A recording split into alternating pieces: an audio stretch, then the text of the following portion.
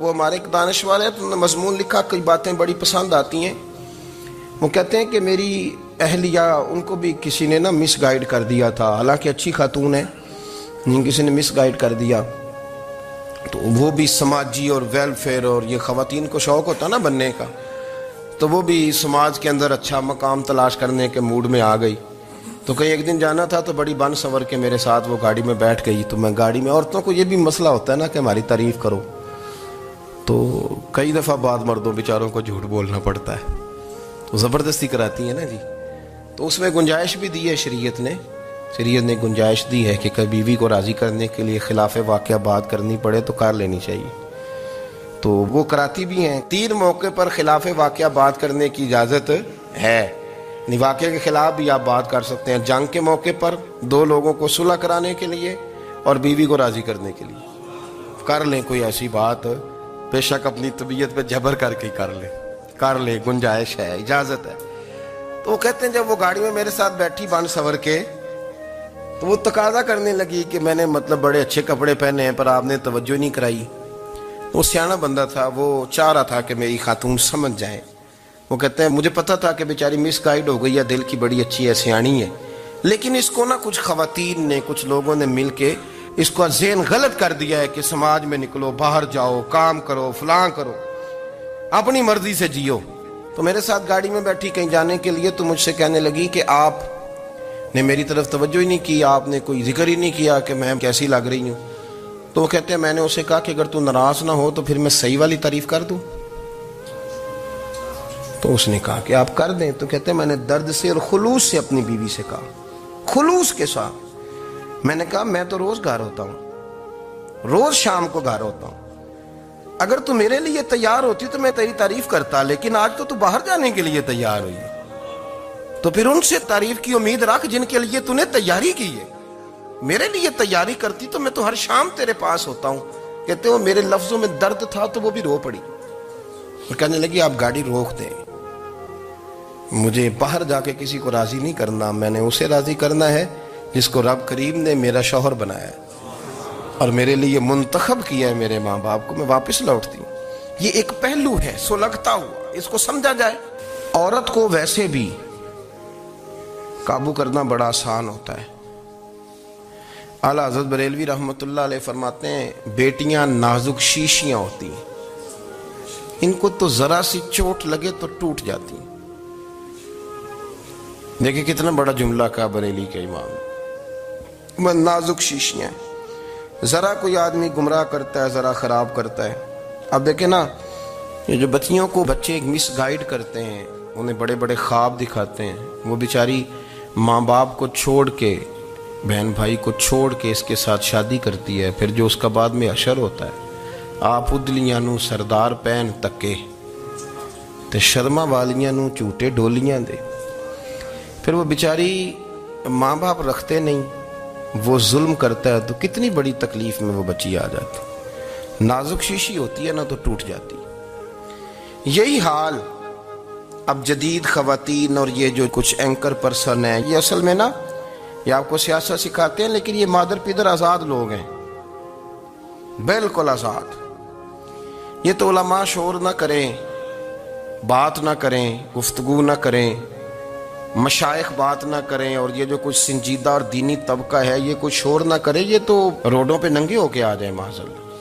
خوفناک نظریہ رکھتے ہیں یہ لوگ۔ عورت کو کہتے ہیں تیرے حقوق ہم تجھے لے کے دیں گے، مثلاً وہ کون سا حق ہے جو تم نے لے کے دینا ہے؟ میرے نبی کریم صلی اللہ علیہ وسلم نے اس کو بیٹی بھی بنایا ہے، اس کو بہن بھی بنایا ہے، اس کو ماں بھی بنایا ہے، اسے بیوی کا عالی شان رتبہ بھی عطا فرمایا ہے۔ اور چونکہ بیٹی کا بھی حق بڑا بیان کیا جاتا ہے، بہن کا بھی، ماں کا بھی، اور بیوی کے معاملے میں لوگ سمجھتے ہیں کہ زیادہ بات نہیں کرنی چاہیے، شاید مسئلہ خراب ہو جائے۔ حالانکہ نبی پاک صلی اللہ تعالیٰ علیہ وسلم نے بیوی کے بارے میں پتہ کیا فرمایا؟ فرمایا جب تم نکاح کر لیتے ہو تو اپنا ایمان محفوظ کر لیتے ہو۔ اب میں اس کی شرح نہیں کرتا، اب خود کر لیجئے گا کہ وہ ایک ایسی شخصیت ہوتی ہے کہ جس کی موجودگی میں آپ کا ایمان محفوظ ہے۔ اب میں نہیں سمجھتا کہ اس سے بڑی بات کوئی اور ہو سکتی ہے، جس کی موجودگی میں آپ کا ایمان، اور بھئی یہ حدیث پاک عرض کر رہا ہوں، نکاح جب کوئی کر لے تو اس نے اپنا ایمان مکمل کر لیا. اس کا معنی یہ ہوا کہ آپ کا ایمان محفوظ ہے اس کی موجودگی میں. تو اس سے زیادہ بھی یعنی ایمان سب سے قیمتی چیز ہے نا, تو اس کے محفوظ ہونے کی وجہ حضور نے نکاح بیان کر دی. اب میرا خیال ہے بی بی اگر کوئی اس سے بڑا حقوق مانگے گی تو بے وقوفی کرے گی. اتنا بڑا درجہ نبی کریم نے اسے عطا کر دیا, اتنا بڑا مقام دے دیا کہ تو خامند کے ایمان کے محفوظ ہونے کا ذریعہ بن گئی ہے. عورت کو جو حقوق رسول کریم صلی اللہ تعالی علیہ وسلم نے عطا فرمائے, نبی پاک نے جو حقوق دیے. دیکھیں نا, حضرت عبداللہ ابن عمر رضی اللہ تعالیٰ عنہ کی اہلیہ بیمار تھی, تو جلدی جلدی سے وہ آئے. تو جب بہت جلدی ہو, سفر بڑا شدید تھا, تو آپ نے جلدی سے نماز ادا کی, جلدی سے چلے. آپ کے خادم کہنے لگے حضور خیریت ہے؟ فرمایا میری بیوی بیمار ہے. تو اس نے عرض کی حضور آپ کی اہلیہ بیمار ہے. تو آپ نے نماز بھی جلدی سے پڑھی, سفر بھی جلدی جلدی کیا. تو فرمانے لگے یہ وہ چیزیں ہیں جو ہمیں مدینے والے رسول نے سکھائی. آپ اس کیفیات کو سمجھیں کہ حضور صلی اللہ علیہ وسلم نے درس دیا. اور پھر ایک اور بہت بڑی بات, یہ فضیلت کسی اور کو نہیں دی. جو عورت کو حضور نے فضیلت دی, یہ فضیلت کسی اور کو نہیں دی. کبھی حضور نے فرمایا کہ تمہارا ابا تمہارے ساتھ بہت سخت رویہ کرے تو تم نے اس کو اس سختی پر داد دینی ہے. فرمایا چلو اگر وہ زیادتی بھی کرے تو تم نے اس کے ساتھ سلوک اچھا ہی کرنا ہے. لیکن آپ ایک بات کو سمجھے نا کہ بچے کے بارے میں, بیٹے کے بارے میں, بیٹی کے بارے میں فرمایا 10 سال کے ہو کے نماز نہ پڑھے تو سختی کرو, تمہارا ڈنڈا بھی لٹکنا چاہیے. بہت ساری جگہوں پہ بہت سارے لوگوں کے لیے سختی کا حکم دیا, لیکن عورت کے لیے حضور نے جو جملے کہے, اصل میں ہم سمجھتے ہیں کہ یہ ایک بات ہے, مشہور ہو گئی ہے روایت حدیث, تو بس اس کے پس منظر پر اور جملوں کے حسن پر شاید معاذ اللہ غور کرنے کی ضرورت نہیں. ذرا اس لفظ کی تاثیر پر غور کریں. حضور نے فرمایا عورت ٹیڑھی پسلی سے پیدا کی گئی ہے, یہ ٹیڑھی ہے, کو سیدھا کرنے کی کوشش کرو گے تو ٹوٹ جائے گی. تو حضور پھر ہمارے لیے حکم کیا ہے؟ فرمایا جیسی ہے تم اسی کے ساتھ نبھا کرو. آپ سمجھیں کہ اتنا محفوظ حضور نے درجہ دے دیا بی بی کو, اتنا محفوظ کہ فرمایا غلطی بھی ہو تو میرے غلاموں تم اس کے ساتھ نبھا کرو, گزارا کر لو. کو کیا اور حق چاہیے عورت کو, جس کو اس کی غلطیوں سمیت نبی پاک نے قبول کرنے کا حکم دے دی کہ اس کی کمزوریوں سمیت قبول کر لو. اب اس کو اور کیا, کوئی کمزوریوں سمیت قبول کرتا ہے؟ کبھی آپ دکان پہ بیٹھے ہو تو آپ کہیں بھی اس میں یہ بھی غلطی, میرے مال میں یہ بھی کمزوری ہے, یہ بھی کمزوری ہے, یہ بھی کمزوری ہے, تو کر لے قبول. کرتا ہے کوئی؟ کوئی شخص ایسا ہو جو کسی چیز کی کمزوریاں بیان کر کے کہ اسے قبول کرو؟ پر رسول کریم صلی اللہ تعالی علیہ وسلم نے نا ہمیں سبق دیا, حضور نے ہمیں درس دیا, نبی پاک نے ہمیں پیغام دیا. فرمایا یہ ٹیڑھی ہے, سیدھی کرنے کی کوشش کرو گے تو بیچاری ٹوٹ جائے گی, تو اس کے ساتھ نبھا کر جاؤ. آپ میری بات کو سمجھیے گا. چلیں میں اس پر ایک اور بخاری مسلم کی حدیث پڑھتا ہوں. حضرت سلمان فارسی رضی اللہ تعالیٰ عنہ اور حضرت ابو دردہ کے درمیان بھائی چارہ تھا. مکے سے مدینے جب لوگ آئے تو حضور نے بھائی بھائی بنایا تھا. ان کے درمیان بھائی چارہ تھا, تو ابھی پردے کی آیات نازل نہیں ہوئی تھیں, تو لوگ ایک دوسرے کی طرف جاتے تھے. حضرت سلمان فارسی رضی اللہ تعالیٰ عنہ حضرت ابو دردہ رضی اللہ تعالیٰ عنہ کے گھر میں تشریف لے گئے, تو دیکھا کہ ان کی بیوی بڑی غمگین بیٹھی. تو ہم نے فرمایا بہن کیا ہوا؟ تو کہنے لگی تمہارے بھائی کو دلچسپی کوئی نہیں رہی, ہر روز روزہ رکھ لیتا ہے اور ساری رات نفل پڑھتا ہے. حضرت سلمان فارسی کہنے لگے ٹھیک ہے کر لیتے ہیں بندوبست. نماز دین ہے کہ نہیں؟ دین ہے نا یہ چیزیں. لیکن حضرت سلمان فارسی جناب ابو دردہ سے کہنے لگے آج میں نے تیرے گھر میں رہنا رات کو, کیونکہ وہ تو ساری رات نماز پڑھتے تھے, نفل پڑھتے تھے. انہوں نے کہا ٹھیک ہے, ایک بستر لا کے بچھا دیا حضرت سلمان فارسی کے لیے. سلمان فارسی فرمانے لگے دوسرا بھی لا. کہا وہ کیا کرنا ہے؟ فرمانے لگے تو نے بھی سونا ہے, میں نے بھی سونا ہے, تو نے بھی سونا ہے. عشاء پڑھیں گے اور پھر دونوں سوئیں گے. کہا میں نے تو نماز پڑھنی ہے. فرمایا تہجد کے وقت اٹھ کے پڑھیں گے, اللہ کے رسول بھی رات آخری حصے میں جا کے نماز پڑھتے. ادھر ساتھ سلا لیا. وہ تھوڑی کو دیر سوئے, اب عادت تھی ساری رات اٹھنے کی, ذرا اٹھنے لگے بستر سے. تو حضرت سلمان فارسی فرمایا چپ کر کے سو جا, وہ بڑی رات پڑی ہوئی, چپ کر کے سو جا. وہ لیٹ گئے, پھر اٹھنے لگے. تو فرمایا سو جا چپ کر کے, بڑا ٹائم ہے. سحری کے وقت اٹھے, نفل پڑھے. ان کا ارادہ تھا روزہ رکھنے کا, تو فرمانے لگے کل رکھا تھا نا, نفلی روزہ جی رکھا تھا، پرسوں بھی رکھا تھا، ترسوں بھی رکھا تھا، فرمایا آج نہیں رکھنا، آج میں تیرا مہمان ہوں، سارا دن کٹھے مل کے روٹیاں کھائیں گے، آج نہیں روزہ رکھنا، سلا دیا۔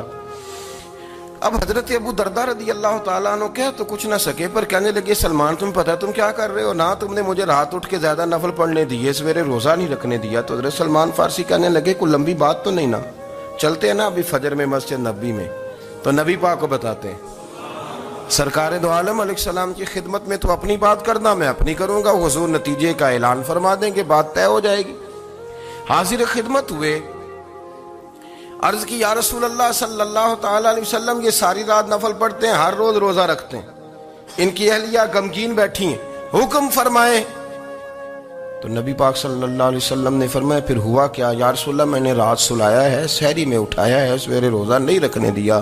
نبی پاک نے فرمایا سلمان فارسی نے ٹھیک کیا، سلمان فارسی نے ٹھیک کیا۔ پھر حضور نے فرمایا، نبی کریم نے فرمایا ابو دردہ تیرے اوپر اگر اللہ کا حق ہے، اس کے رسول کا حق ہے، دین کا حق ہے، تو فرمایا تیری آنکھ کا بھی تیرے اوپر حق ہے، تیرے وجود کا بھی تیرے اوپر حق ہے۔ یہ حضور نے فرمایا تیرے بچوں کا بھی تیرے اوپر حق ہے، تیری بیوی کا بھی تیرے اوپر حق۔ اس حق کو بھی سمجھے، حقوق اللہ بھی ہیں، پر تیری آنکھ کا بھی تیرے اوپر کیا مانا کہ تیری آنکھ سونا چاہتی ہے تو اسے سلا بھی، تیرے وجود کا بھی تیرے اوپر حق ہے، تو تیرا وجود آرام کرنا چاہتا ہے تو اسے آرام بھی کرا۔ اور پھر وہاں نبی پاک صلی اللہ علیہ وسلم نے فرمایا میں تم سب، سننا یہ لفظ حدیث کے، حضور نے اسی موقع پر فرمایا میں تم سب سے زیادہ اپنے رب کو جانتا ہوں اور میں تم سب سے بڑھ کر اپنے رب سے ڈرتا ہوں۔ حضور فرمانے لگے میں روزہ بھی رکھتا ہوں، افطار بھی کرتا ہوں، یعنی کبھی رکھتا ہوں اور کبھی نہیں رکھتا۔ فرمایا میں نفل بھی پڑھتا ہوں اور اپنی بیویوں کو وقت بھی دیتا ہوں۔ سرکار مسجد میں بھی آتے تھے، نواسوں کے ساتھ کھیلا بھی کرتے، ان کے ساتھ پیار بھی کرتے۔ تو اتنے بڑے حقوق حضور نے بیان فرمائے عورتوں کے کہ تمہاری بیوی کا بھی تمہارے اوپر۔ لو ایک حدیث بخاری کی اور یہاں بیان کر دیتا ہوں۔ ایک شخص نے آ کے عرض کی یا رسول اللہ صلی اللہ تعالی علیہ وسلم جہاد کے لیے تیاری ہو گئی ہے، صفیں بن رہی ہیں، مجاہدین کی تیاری ہے، تو میرا بھی نام لکھ دیا گیا ہے مجاہدوں کی لسٹ میں، لیکن یا رسول اللہ صلی اللہ تعالی علیہ وسلم میری بیوی نے حج کی تیاری کر لی ہے اور میرے دوستوں نے، صحابہ نے میرا نام مجاہدین کی لسٹ میں لکھ دیا، تو میرے لیے کیا حکم ہے؟ یہ بخاری مسلم ہے۔ تو نبی پاک صلی اللہ تعالی علیہ وسلم نے فرمایا جہاد پہ کوئی اور چلا جائے گا تو بیوی کے ساتھ حج کرنے جا، اسے محرم کی ضرورت ہے، وہ تیرے بغیر کیسے جائے گی؟ مجاہدین کو تو اور مجاہد مل جائے گا، پر تو اپنی بیوی کے ساتھ جانا۔ نبی پاک صلی اللہ علیہ وسلم نے مرد کو محافظ بنایا ہے، عورت کو مرد کا قیدی نہیں بنایا، بلکہ عورت کو حفاظت عطا کی اور مرد کو اس کا محافظ بنایا۔ اب بچیاں آزاد ہونا چاہتی ہیں، اور آزادی بھی وہ والی کہ جو بنیادی طور پر آزادی نہیں، فحاشی ہے۔ میں نے بہت پہلے کہا ہے کہ اسلام بیٹیوں کو قیمتی سمجھتا ہے۔ جس بندے کے پاس 20 تولے سونا ہو وہ چوک میں لے کے نہیں آتا، وہ قیمتی چیز ہے، اس نے چھپا کے رکھی ہوتی ہے۔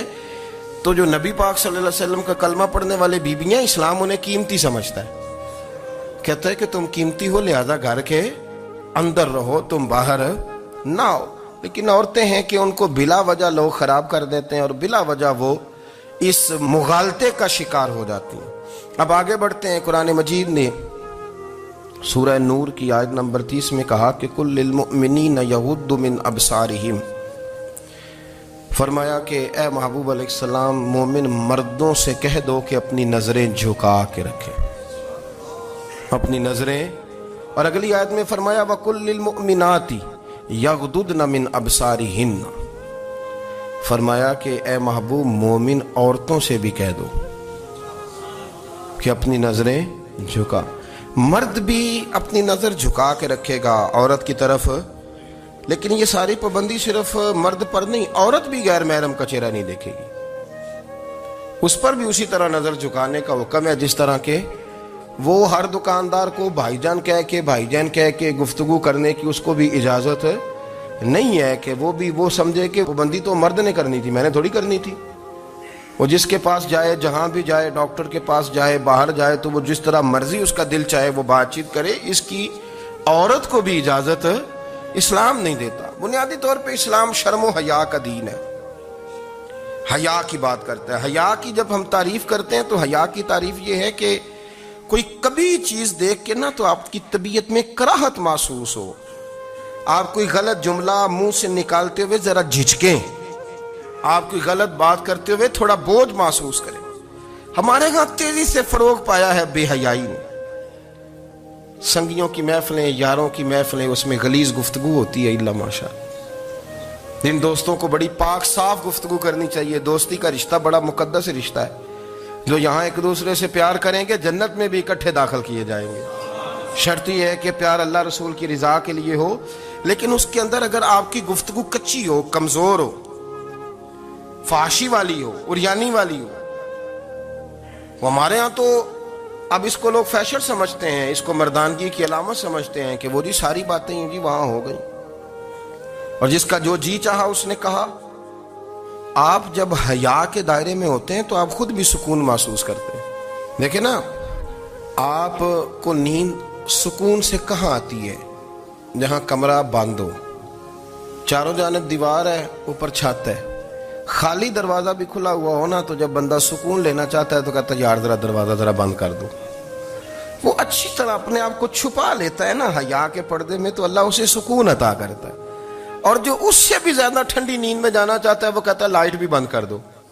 اب وہ مکمل طور پہ سمجھتا ہے کہ میں چاروں جانب سے چھپ گیا ہوں, اگر میں کھل کے بھی سو جاؤں گا تو میرا چونکہ پردہ قائم ہے تو مجھے کوئی دشواری نہیں ہوگی. آپ جب چھپ جاتے ہیں, جب آپ حیا کے اندر سمٹ جاتے ہیں, جب آپ چادر کے اندر آ جاتے ہیں تو آپ بہت ساری جگہوں پہ آسانی محسوس کرتے ہیں. تو حیا تو آپ کو سکون دیتی ہے, حیا تو دل کو راحت دیتی ہے. میں بڑی ذمہ داری سے بات عرض کرتا ہوں, قرآن مجید نے نا ایک مقام پہ مذاق کو, ایک مزہ ہوتا ہے خوش طبی, وہ نہیں مذاق, مذاق اڑانا.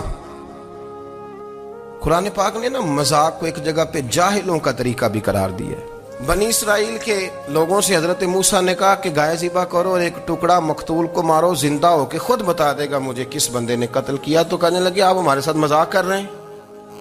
تو قرآن مجید کہتا ہے کہ حضرت سیدنا موسیٰ علیہ السلام فرمانے لگے اعوذ باللہ ان اکون من الجاہلین. فرمانے لگے میں اللہ کی پناہ مانگتا ہوں کہ میں جاہلوں میں سے ہو جاؤں. یہ مذاق کرنا تو جاہلوں کا طریقہ ہے. اگر آپ کی زبان سے بے حیائی کا جملہ نکل گیا, اگر آپ کی زبان سے بے حیائی کا جملہ نکل گیا, آپ نے کہہ دیا کہ ہم آزاد لوگ ہیں, جو مرضی کریں گے, جو مرضی کہیں گے, جو ہمارا دل میں آئے گا کریں گے, تو پھر تو لوگ آپ کا وہ حشر کریں گے کہ آپ سے برداشت ہی نہیں ہوگا. جس کا لوگ مذاق بنا لیتے ہیں اور جو مذاق بن جاتا ہے پھر اسے کچھ جینے دیتا ہے. آپ حیا کی چادر میں چھپیں گے تو بچیں گے. اگر آپ نے اپنا مذاق بنوا لیا یہ کہہ کے کہ میں نے مرضی کرنی ہے, پھر یاد رکھنا چھپنے کو جگہ نہیں ملے گی.